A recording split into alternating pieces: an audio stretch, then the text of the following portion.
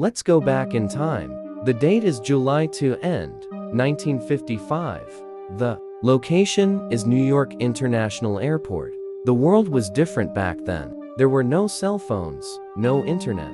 Air travel was a luxury. People dressed in their finest suits and dresses just to get on a plane. Pan Am Flight 914 was a Douglas DC-4, a magnificent machine of its time, shining under the summer sun. On board, there were 57 passengers and 4 crew members. There were businessmen returning home, couples going on their honeymoon to Miami, and children excited to see the ocean. The atmosphere inside the cabin was filled with the smell of coffee and expensive perfume. The pilot, Captain Charles G. Taylor, was an experienced veteran. He checked his instruments, everything was green. The weather was perfect. At 9:55 a.m., the engines roared to life. The plane accelerated down the runway and lifted smoothly into the clear blue sky. For the people on board, it was just a 3-hour flight. They had no idea that they were leaving the world of the living. For nearly 4 decades, the flight path took them over the vast Atlantic Ocean.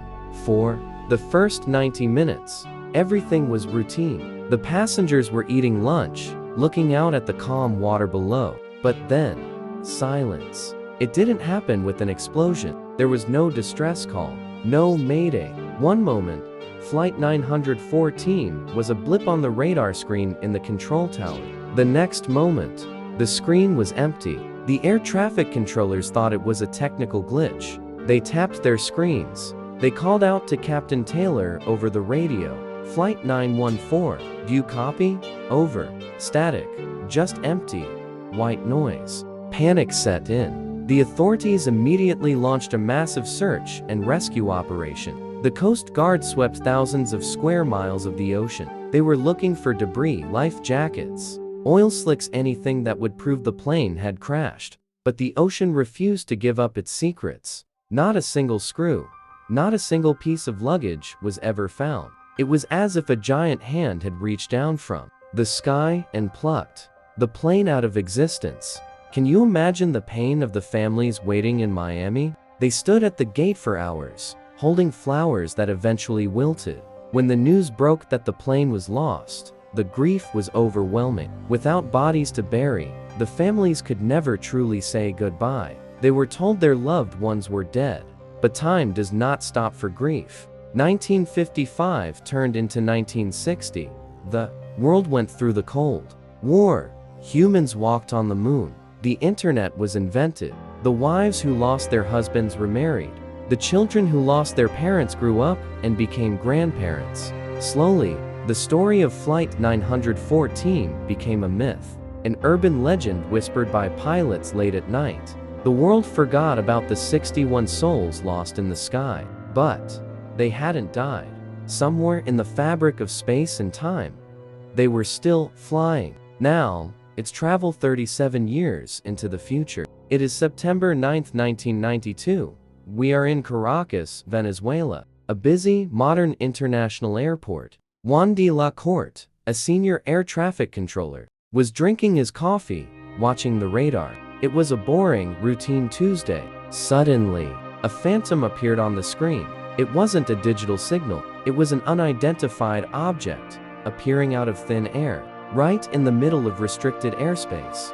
Juan grabbed his binoculars. He expected to see a private jet, or maybe a stray military plane. But what he saw made him drop his coffee cup.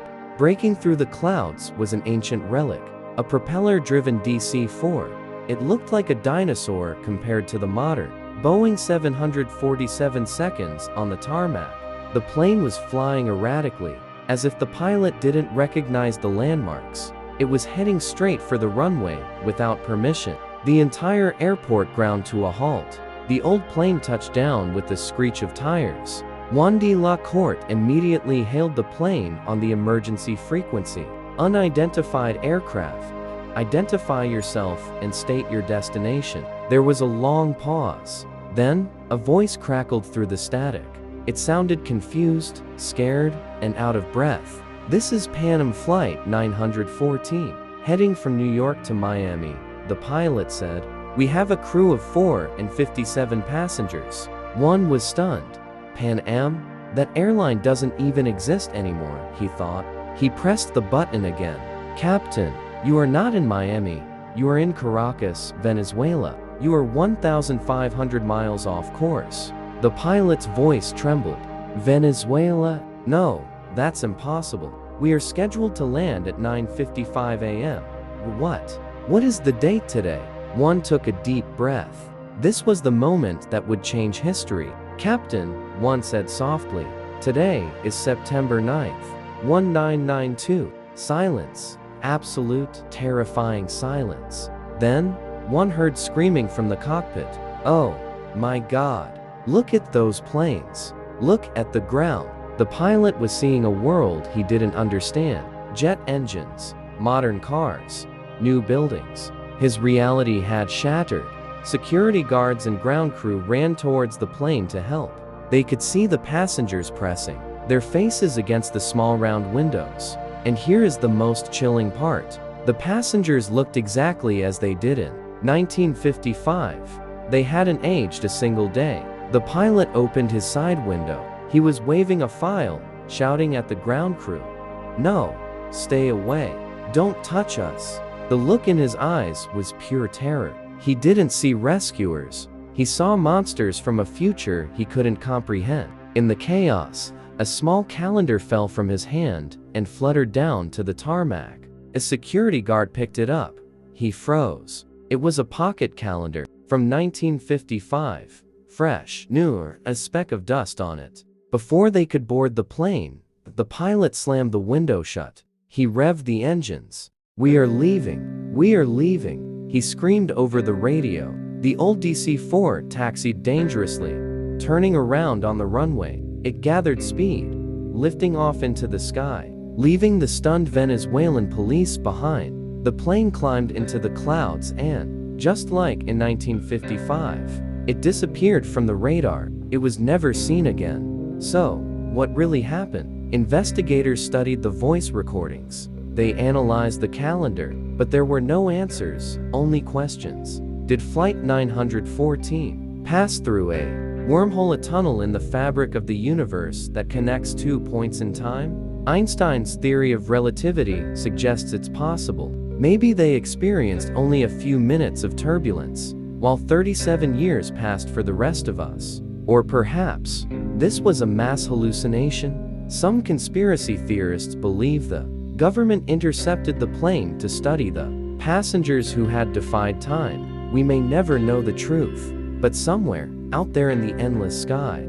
Pan Am 914 might still be flying, trying to find its way home. If you ever hear an old propeller engine in the dead of night, look up. You might just see a ghost passing by. This is LoreLens, uncovering the unknown. Subscribe for more.